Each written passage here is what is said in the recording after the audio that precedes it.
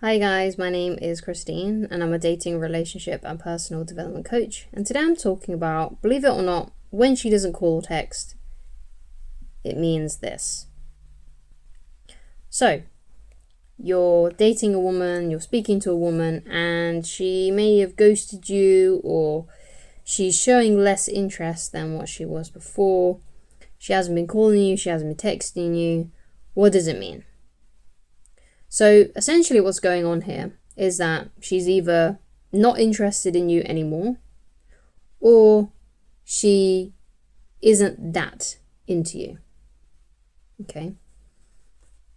Now it can be quite confusing when this kind of thing happens, because it could be that you thought everything was going really good, because let's say you went on a couple of dates, perhaps you thought that she really liked you, and perhaps she did.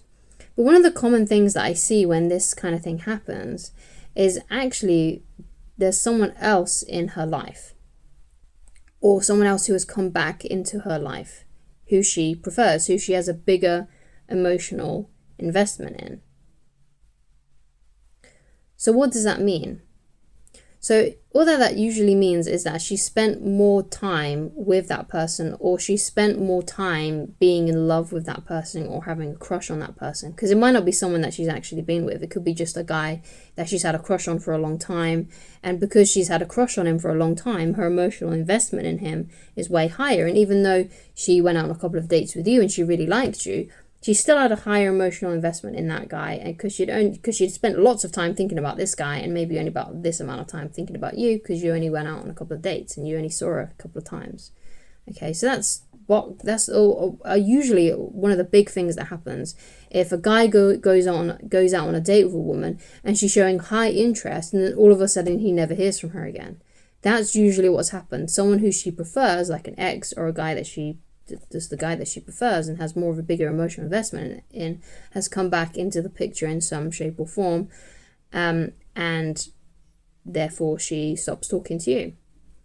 Is it good? Do I think that that's right? No, of course not. If you're not over someone, you shouldn't really be. If you're not fully over someone, you shouldn't really be dating anyone else. Okay, because if that person does come back into the picture, then hearts could be broken. Okay. So it's not a good idea to do that, but unfortunately it is one of those things that does happen. It sucks, but it does. And it's also really confusing as well, because a lot of guys just don't know what the hell went wrong. But that is usually the most common thing that does happen. Okay? So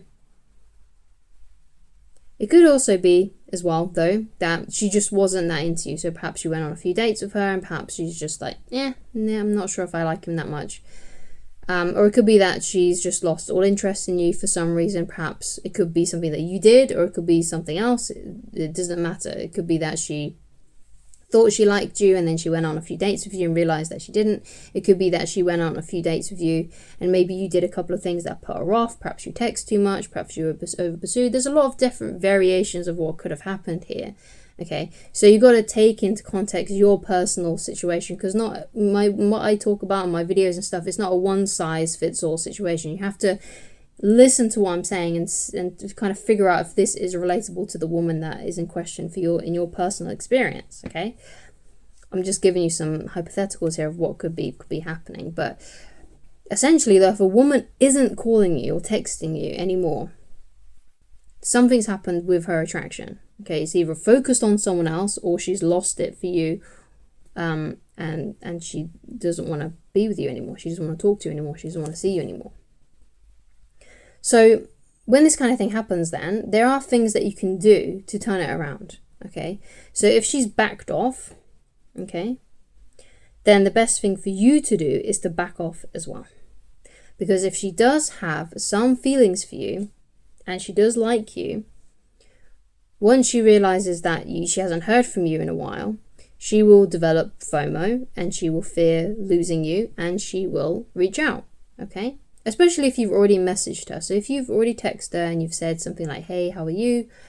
Or you've been trying to arrange a date with her and then she ghosted you, or maybe she hasn't opened the message, but I guarantee she knows that she's got a message from you, even though she may not have opened it and you may not have the read receipt.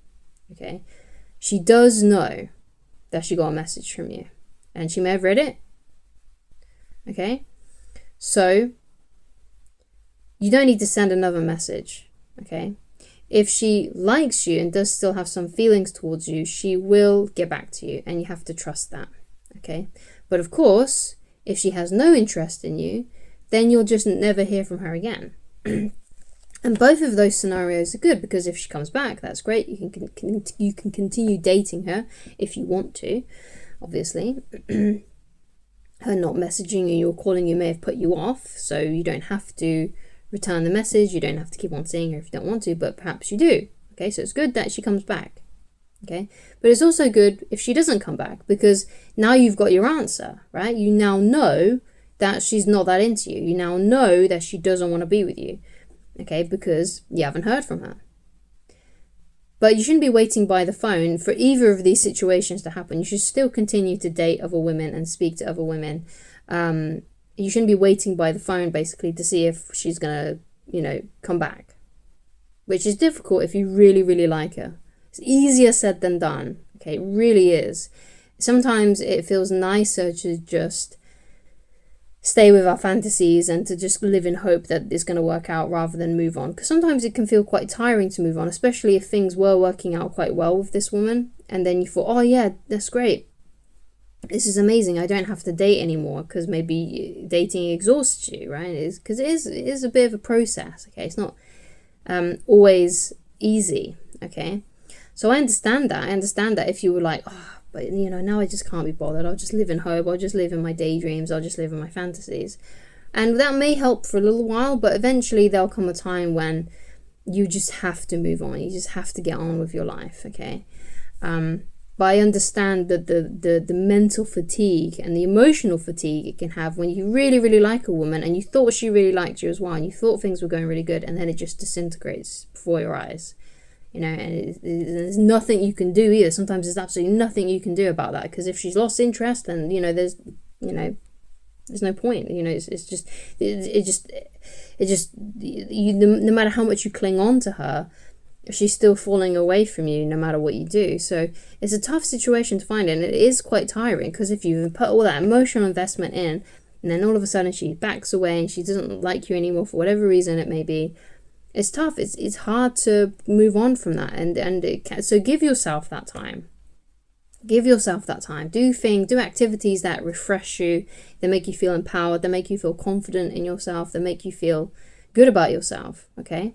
As opposed to activities that are going to make you feel worse, like ruminating too much over her, listening to songs that remind you of her, burning the candle at both ends by eating lots of junk food and just going down a destructive rabbit hole. Don't do any of those kinds of things. Do things that are going to uplift you and build your self-esteem, not destroy them. So activities that are going to build your self-esteem is eating healthy foods, working out, exercising, following through on any goals and things that you have in your life, finding some inspiring goals for yourself, because there's a book called Cybernetics, and basically in that book the author talks about how as human beings, one of the best places for us to be, where we feel really good and excellent about ourselves, is if we've got some goals and we can see ourselves making progress towards those goals. So we make progress towards those goals, we can see the progress, it feels good. That's what one of those things, right? So perhaps if you're trying to lose weight, it feels good to see, to write down what your weight is, and then like a week later you check it again to see that it's gone down. You feel good if you're making progress, okay? You feel good as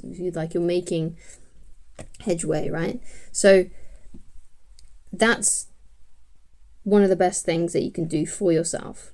Okay, get some goals that really inspire you, make you feel good, and focus on those. And of course, as well, if you feel like you're ready to, then continue dating women, continue speaking to them, continue meeting out with women, because who knows, you never know when you're going to meet the next love of your life, who you may even like even more than this woman, okay?